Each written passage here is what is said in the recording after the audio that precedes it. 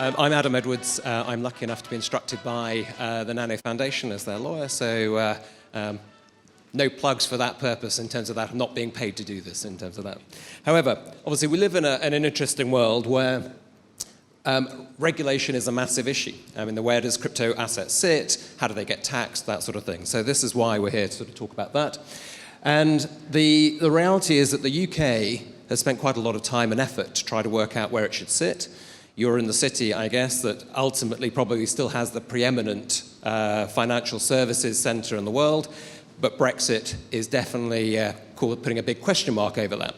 So you probably have an environment in reality where the city is likely to be more open going forwards to alternative technologies, things like crypto assets, distributed ledger technology, that sort of thing, because in reality it's going to have to do something different in order to make up for the loss that is likely to be suffered in truth by leaving the EU. So we'll see where we get to. It's not a it's not a for or against. That's simply just a fact of life. You've got change coming. The UK is likely to want to adopt that. So starting off, we're going to just have a run through. These are the key institutions who are interested in it. The Bank of England and has played a large part in it. The FCA obviously sits with that. HMRC is of interest to us all, and then there are some lawyers on the end in terms of that. And we'll have a look at how this also connects back into the G20 and the G7 and what they're saying about it. Because the answer is, you've got a real cusp between those who are saying this could be a really good thing, and there are quite a lot of vested interests out there, people saying, I don't know, this is really dangerous, we can't allow this is just terrible, okay? And I think there's a lot of work to be done by everybody in this room and outside and in this area to persuade, in reality, sensibly to persuade, effectively the regulatory authorities about what should be done and what is legitimate and fair in this way.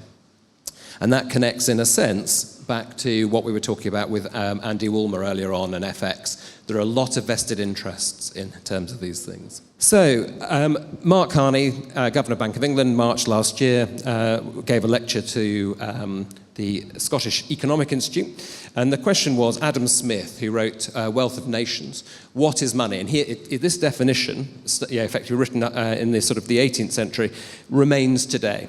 And money obviously is fundamentally important to us all, because that point at the top, whilst somewhat obscure in terms of this great increase in the quantity of work, which in consequence of the division of labour, the same number of people are capable of performing. What money enables us to do is, instead of paying you in wheat or beer or something along those lines, if you want to make a car, I can't effectively pay everybody on the production line in cars. The answer is, if I can pay everybody in money, people tend to turn up, and that's what's useful. If you can effectively, therefore, we can all go down the pub and exchange the money we earned in different industries for beer, and we're interested in that. So that's all good stuff. Now, it's got to do three things, and you'll know these: the store of value, a medium of exchange, and a unit of account. And the hierarchy between those is this. So you've got the store of value. Well, a house is a store of value, but it's not particularly useful from the point of view of effectively, again, exchanging that for beer, for example, in terms of that. So lots of things are stores of value, but they aren't necessarily money. Mediums of exchange, that means that effectively two of us are happy to literally hand them over. Now, paintings might be a case of point. Some of us might be willing to exchange paintings as some form of exchange of value. But again, that's pretty rare, pretty exceptional stuff, so not really the definition of money in that sense. And the third one, the unit of account, you really want the pound in your pocket, the dollar, the nano, to be something that you can rely on from the point of view that ultimately what it's worth today and your ability to buy coffee today is broadly what it's going to be, largely speaking, in 6 months' time or a year's time in terms of that. You want to know how much a cup of coffee is worth. You don't want to find that varying in a massive way, because that's a fairly inconvenient way of effectively dealing with things. That's a sort of the Weimar Germany scenario where ultimately you suddenly have wheelbarrows of cash to buy a loaf of bread. Not very convenient. So that idea of a unit of account becomes quite important. So the Governor of the Bank of England did a bit of a critique in terms of this. Now, he was looking at Bitcoin, and I think the reason for doing this right now is to differentiate about why Nano, in many ways, is different. And whether it becomes an accepted currency or not is a different question, but the reality is it's worth looking at the differences. So the governor says that he considered Bitcoin to be a very poor store of value, primarily because it varies in value so much. And his point was, for example, in September 17, if you happen to put £1,000 or into Bitcoin, the reality is only 6 months later you'd have lost £500. If you did that in December that year, you'd be effectively £1,000 wealthier. That's generally something that most people are slightly unhappy about. You pretty much want to know that when you put the money in the bank, that the amount of money you get back out again is going to be broadly the same. You don't really want to be gambling, in your view, in terms of that. And then he looked at the idea of, okay, could it be a medium of exchange? And this is one of the, we're all aware of the two things. Bitcoin is slow, so it's not a particularly useful thing. If you want to get into the tube station and tap effectively with your card or your phone, and if you were using Bitcoin, you don't really want to be standing there anywhere between whether it might be 1 second or possibly 3 or 5 minutes later. It doesn't work very well under those circumstances. You need something that works pretty quickly. You probably want something, in truth, that isn't in a world where, if you believe in any form of climate change, you don't really want something that's using twice as much energy as Scotland, effectively, on an annual basis just to exist. That's not a particularly efficient thing for anybody to do in this world. It's a waste. And the other point that he made was ultimately, it's still actually expensive. Each transaction, each Bitcoin transaction is now currently still around £2. And his point that online, basic cash costs you about 1.5 pence, 8 pence if you're in the card business, or 19 pence if you're in the online payment business, okay? So again, there's a competitive advantage there for current fiat and current payment mechanisms. And his view about units of account was simply said, there are very, very few people who are genuinely willing to take Bitcoin effectively directly from you for payment.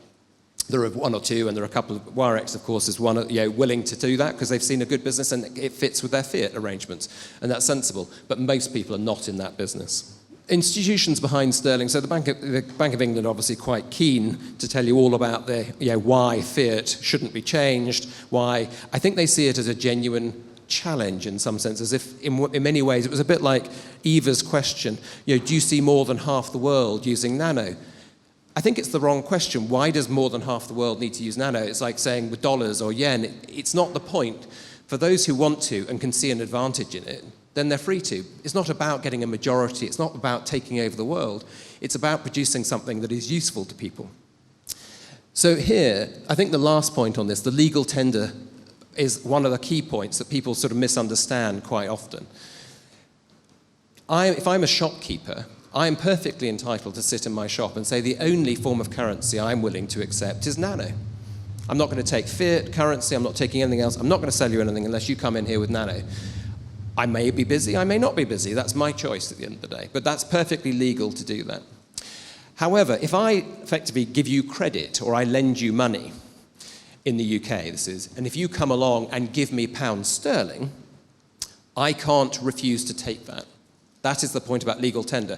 So if you turn up with pounds sterling, this is what the law says, and I give it to you, you can't go to court and say that you didn't pay me what I wanted. That is the point. That is as far as it goes with regards to legal tender, and that is why effectively pounds sterling in England and Wales, that's all it means. It doesn't mean anything else in terms of that. And it's quite important because a lot of people talk about how far to go on that sort of thing.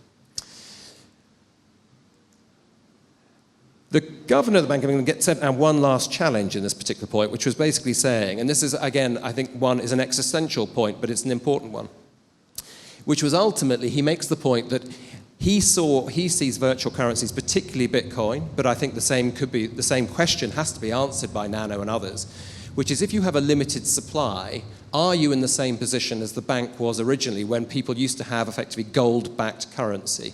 You actually had to have an amount of currency sitting in a bank account, effectively in a vault under the Bank of England. And if you ran out of that, what did you do? Did you end up with a run on the bank and this sort of thing? My feeling is that they're probably conflating two different things, and Nano certainly doesn't purport to be backed in any sense by anything. That's the whole point about it. It's not there. It's just a unit of exchange, which you trust or don't trust, and hence in the world of exchanges, that is the key. What value has it got? And do you think that is stable enough? That is the key question, really. But it is something that I think that it is interesting that the governor of the Bank of England uses the words criminal act of monetary amnesia. Is he simply biased, or does he have a point? And that's something that probably one should explore going forwards. And his final points on this, which go on to some of the slides which we'll come back to at the end, which are ultimately, he takes the view that some of the underlying technologies are exciting. A big plus point in respect to some of these. I think he sees distributed ledger technology as a big positive. So he is very much sitting out there saying, I can see the good actually in this. Okay? And actually, to be fair to the Bank of England and I think the UK regulatory authorities overall, I genuinely take the view that they are very much more in the plus camp, the positive camp, and they are counteracting quite a lot of negativity from other parts of the world. At the same time, he has to recognise consumer investor protection, tax evasion and money laundering are genuine issues that have to be tackled. We'll come on to different types of token in a minute in terms of that, because I think it is an important differentiator in terms of this, but we all have to be alive to the fact that everything has to work in some way. No one wants to be involved in having something in their pocket which potentially in and of itself effectively is some sort of proceeds of crime or effectively an offence in its own right. So we have to be cognizant of it. He asked the question, do you isolate, regulate, or integrate? I believe that he is more in the regulate zone. I don't think he believes in isolating, but I also don't think he wants to go so far as to integrate it into their system at the moment. They are still looking at it. So I think they're in the regulate place at the present time. But he makes the point that he can see why decentralized peer-to-peer interactions, transforming the efficiency and reliability and flexibility of payment effectively, and potentially they're looking at a central bank digital currency, other things, that's his answer to this. I'm not sure, it may well be that they may want to end up digitizing the pound. That would probably be a sensible thing for them to do. I don't think that that has anything to do with Nano, or whether Nano is good, bad, or indifferent, because this is all about UK pound sterling, and how the UK is doing. That's what the pound sterling. Nano has got nothing to do with that. Nano is an independent, effectively unifying global concept, but it's interesting that it's there. So zipping out of this for a second, we'll then have a quick look at the FCA, just simply because it gives you an idea of what some of the regulatory pressures in the UK look like at the moment in terms of this. And they're interested in this so-called regulatory perimeter. So what should be regulated, what shouldn't. And Wirex effectively, and Pavel knows this well in terms of this. And this is precisely, obviously, how some of the control systems that governments like to put in place, if you like, in terms of these things. And again, they take this view that ultimately there are good things that overall the three authorities, which is the Bank of England, HM Treasury, and the Bank of England, will support this, which is good. At the same time, they obviously recognise these risks in terms of illicit activity. So this idea of what's in and what's outside of their regulatory perimeter, and this is straightly out of the report that I referred to, this task force report at the beginning. And the top left corner there, effectively the exchange token, that's what a Nano is, that's what a Bitcoin is. It's a crypto asset, and as things currently stand, that is absolutely outside of the regulated sphere.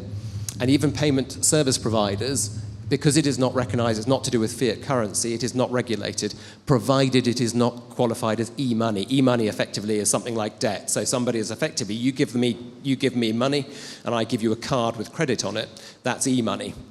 And that is different, and that's not what Nano is in my view at the moment in terms of that. I won't dwell on this because I think sometimes it's a bit dull, but it begins to give you an idea of the complexities of how they're looking at what type of token, or security tokens are almost certainly those are often going to be effectively tokens instead of shares or tokens instead of debt. And those are often going to be regulated. If they're investments, anything that looks like an investment is likely to be regulated, as we know, if you want to sell it or give advice on it and things like that. Things that you would typically understand in stocks and shares, derivatives, that type of thing. So I think we all get that. But the answer is it's one of those areas that people need to be careful. And even if you're regulated, you actually find there's an awful lot of law. Even if you're dealing with unregulated currency, you still have duties because you're a regulated entity in terms of that. No point in reading all of these things. They're there. Should anyone ever hand the slides out? So HMRC, what's their view? Well, their view about these things is, and this is the line that's been taken really by all of these people, and you could sort of get why. You can't give them their due. They basically have said, we don't recognize that there is any form of currency in any of the so-called Bitcoin, effectively blockchain currencies out there at the moment. None. We just it is a crypto asset as far as we're concerned, not a cryptocurrency. Call it what you like. We think it's an asset. And we're going to tax it like any other asset. Whether it's effectively you buying and selling your car, your house, or anything else, I don't care. That's what we're going to do. Okay? Now, there is probably, again, effectively a task to be done, and it's perhaps as attitudes change over the years, and these become, effectively, if Nano becomes more prevalent, for example, I think these attitudes will change. But as things currently stand, their view about it is this. These tokens, so exchange tokens, which is effectively what Nano is or Bitcoin are, true currency concepts. Ripple would fall into the same category. Utility tokens, these are ultimately, these are the ones that really where most of the fraud has gone on. These are the ICO scenarios. These are the people who go out there and say, come over here. Here's a nice paper. I'd quite like to build a railway. Now, I don't have any money, but I'd like you to effectively give me your money, and in return for your money, I'll make you a promise. And my promise is, I'll go out, buy the land, I'll work out how to build a railway, I'll buy the trains, etc. And then I'm going to give you effectively a token, and in return for that, I will let you effectively spend that token on my railway. You won't own any of the railway, but you'll be able to spend it in my shop. You'll be able to effectively use that. And that's genuinely how these people have gone mostly around funding what they have wanted to do. The honest thing, of course, has always been to say, invest in me, and I'll give you a share of the profit. Invest in me, I'll effectively give you a share in the company. And that is where, of course, most of the fraud in this effectively, therefore, has taken place, is these utility tokens. And then security, this is probably one of the areas where things will grow more than anything else, is because the reality is there is a very good argument as to why disintermediating, for example, the exchange of British gas shares, or if you were British Airways or any of these, GlaxoSmithKline, or anything like that, the reality of our ability to exchange a share in that, or me to give you 20 shares in Glaxo directly without having to involve effectively any middle party, is probably quite powerful. But the revenue says, I treat them all the same. They're all the same. I don't care. What it is this. If you basically start with something that was worth £1, and when you sell it, it's worth £2, that is a capital gain. Whatever allowance you have as a tax-free basis you can use, but you have to report to me at the end of the year what your gain has been. I work out whether you owe me 40% on that, 20%, 15%, whatever it might be, okay? So that's how they've approached it. And if your employer wants to pay you in Nano or Bitcoin or otherwise, then you're going to pay income tax and there'll be national insurance. So it's not going to be a way around, as far as they're concerned, paying tax. No surprise.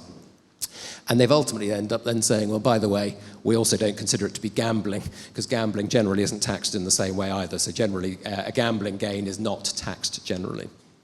So that's HMRC and their view of the world. Very briefly, we're going to look at the UK. This was a group, and you can't quite make it up. This is May 2019, and the British judiciary, in their wisdom, get together with the Law Commission of England and Wales and some other technology and legal professionals, and they ask this next basic question, which is, and this is the question, and they go, well, what, if anything, would be characterized as personal property in terms of a crypto asset or a private key? How they haven't asked that question effectively 5 years ago, I have absolutely no idea, because that does appear to be genuinely negligent in terms of how slow they've been at coming to the party.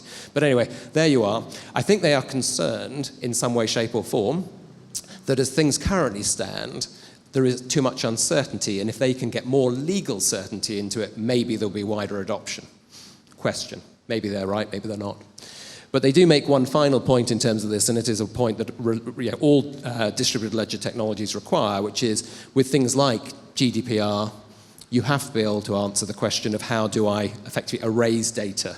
So ultimately, where you've got a blockchain, and therefore it's meant to be immutable, what are you able to do to effectively remove records from the purposes, or effectively destroy the encryption of records to make them unreadable for the purposes of therefore ensuring somebody gets the privacy and the legal rights they have. And that's something that everyone just has to bear in mind.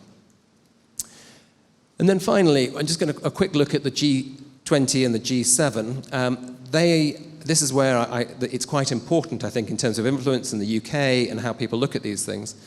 The point being here, which is, you can see the very first sentence says, oh, all right, we'll acknowledge the innovation and the underlying crypto assets, etc., potential to improve certain things.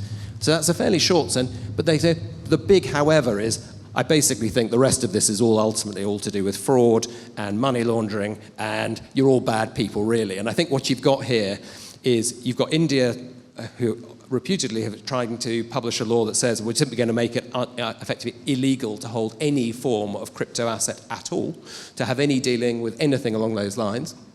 So you've got that sort of extreme. You've got probably the UK and trying to be reasonably sensible. I think the US trying to be reasonably sensible about it.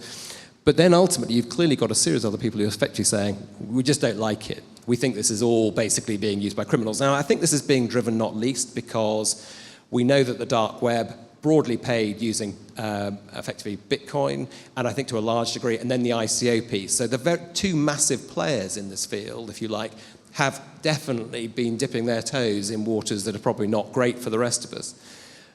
But I think there is a certain sense where everybody needs to keep an eye on this, because the answer is you shouldn't allow a few bad eggs effectively to ruin the whole party. And so again, I think there's going to need to be a real pressure from people to say, no, what we're doing is quite legitimate to use effectively modern technology, distributed technology to transfer value and to do that efficiently and economically at the end of the day. And they've effectively, what they pointed to is this body called FATFA. The irony of that probably can't be lost on one. And these are the Financial Action Task Force. And they only have, they are programmed to do, they are just the attack dogs of the world. So they are simply there in the, effectively their entire view is simply, ultimately, we want to ensure that we can eradicate money laundering, we eradicate this, we eradicate that. So it's all about terrorist financing, all these sorts of things. So that's their focus. And the answer is that we need to make sure there is a balance, effectively, a balanced approach to how to ensure that these things don't end up dominating the conversation, if you like, in terms of that. And finally, these are some of these numbers along these lines. This is about where the bad stuff happens. The 25% of ICOs effectively could be fraudulent. You'd be probably amazed if it wasn't really more in truth, i.e. how many genuinely thought they had the skill set or the ability to actually build the railway station and to effectively create the blockchain to enable you to honestly get value. Who knows? The fact that 46% of them might have already failed, probably. There are a series of people just sitting on vast sums of cash saying thanks very much indeed and living in the Caribbean. That's not good for anybody at the end of the day. And the final point here about, which we would all agree with, we need safe exchanges. You need people like the FCA ultimately to properly regulate exchanges and to ensure that they are fit for purpose. You don't want to be in a situation such as effectively where we had with CoinCheck and the other Japanese, Mt. Gox, where people come in and steal your money. That was Eva's point at the end of the day. How do you counteract that? The answer is you do need to counteract that with people who are genuinely competent. That's probably why you in the end want banks, real banks with real money, who probably are more cautious and have a longer term view of the world, to be involved in this process. You want to be able to choose people who you trust to put your money with. You don't really want effectively a startup who basically tells a good story and a good marketing story but is nowhere close to where you live, ultimately to be in charge of your hard-earned earnings. You might be better off putting them under the bed, in other words, if not. So how to manage these sorts of things are obviously important. And that basically is the end. And I'm Adam Edwards, and I'm happy to take questions. Mark Carney and the HMRC and the FCA, when they're working out what to do with cryptocurrency in general, who's advocating for our industry, and what do we need to do to provide that communication channel? I mean, are they just using Google to find stuff out, or have we got representatives, and how can we improve that communication link? Because if they're going to draw conclusions by themselves without people like us to say, actually, maybe you're looking at this slightly wrong, maybe they're not going to give us the best deals and opportunities. So I think what's been really going on with who they've been talking to, and this, again, is the classic danger, is why I think you have to be very, very clear about the different types of token. Because the truth of the matter is, if you're having a conversation about a security token or a utility token versus an exchange token, you're in a completely different place. So we're in the exchange token business. And ultimately, what they have gone and done is they have found probably wealthy people who have invested a lot of money in Bitcoin and talked to them. They've talked to their counterparts in the US and the Europe and no further, possibly Japan. And they have come to the conclusion that sort of says, this is a bit mucky, because the trouble with Bitcoin is it is mucky, because it is so prevalent in terms of being effectively the currency of choice if you're on the dark web. And let's face it, you're only on the dark web for one reason. So that has been the real challenge, I think, in terms of that. And what we have to be careful about is that Facebook are now talking to the Bank of England because they've got lots of money, so they turn up. And Facebook have got a completely different agenda. And I think that was Eva's point today about your data. Facebook are simply interested in how to disintermediate their competitors. They are certainly not interested in how to help you and me at the end of the day. They are interested in gaining more data about what you do with your effectively with your money, and therefore how they can leverage that. That is their sole goal, and if those are the people, and those are the voices being heard by Facebook, by the Bank of England and other regulators, it's a disaster. I mean, the answer is you get a completely distorted view, and they shouldn't be trusted. So I think the key element is, how do you make sure that people like Eva of the Financial Times gets direct access to people like Colin and has a sensible conversation about, no, we are genuinely trying to do something different here, people, okay? You know, the point about Nano and the speed of transaction, because it is a lattice, is fundamental to why it might be a good idea. It's open source. There is no profit. You go and work it out. If you want to fork it and do what your own, off you go. It's there for you to use. If you think it's useful to you, you use it. It's out there. It's been done. All of those initial challenges, it's being ongoingly invested in by the Foundation for the point of view of improving its robustness, its speed, dealing with these issues you've heard today that Colin was talking about. Those are the conversations and the education that needs to take place. You can't have people like Ripple owned by 3 people. I mean, it's just a disgrace. It's not a currency. That's just a group of people who are trying to pull the wool over people's eyes from the purpose of effectively turning up and effectively saying, oh, no, use my stuff. What? Because you just want to be really, really wealthy if that's what happens. I mean, they're interested in presuming the value of Ripple going up because they basically are wealthier off the back of it. Well, that's not why we're in this room. That's what I would argue. That's not why we're in this room. Hi. Thank you for the talk. Very informative. I liked it. On one of your stats, you said that the Visa card network uses less than 0.5% of Bitcoin. How did you come up with that number? Is there like a source or something? Yeah, but believe me, that is not me. This is Mark Carr. Actually, to be fair, that's straight out of the task force report. So that they have got, that's a reference straight out of, that's HM Treasury, Bank of England, etc. It's their number that they came up with in terms of that. So who knows whether it's true, not true. I guess it's based on wonderful estimates out of some report at some point, and whether it's really good, bad, or indifferent. But the point is, I think there's a genuine difference in terms of how, as we know, the trouble with Bitcoin is it will use ever more electricity until the day it dies. I mean, in the end, by definition, the very last, effectively, coin to be mined presumably will use pretty much all the energy in the universe. So it's not exactly a great way to go, I think, in terms of that. So we'll see. I was wondering if you could do like a resume. Yeah. So in short, you've got the UK government has come up a series of Treasury, Bank of England, FCA, and also you've then got a series of people like the Law Commission, who are a group of effectively lawyers, they're a group of people, part of government, whose job it is to try to work out whether and recommend changes in the law. And all of these people are looking at effectively a new technology, which has been demonstrated to them the way they have seen it, and this is really an answer to your point, the way that it has come to them, and one can't underestimate it, has been Bitcoin. And it's become Bitcoin because Bitcoin has become the prevalent version, because it was the first. And so in some sense, that is what they looked at. But they get that actually the underlying technology is different. And then ultimately what they are probably slightly hard of hearing about at the moment is there are really different flavors. And why Colin is an interesting individual is because he's managed to take a concept and rebuild it and repackage it to overcome, on the face of it, and you be the judge, but on the face of it, 2 fundamental problems with Bitcoin: energy usage and speed of transaction.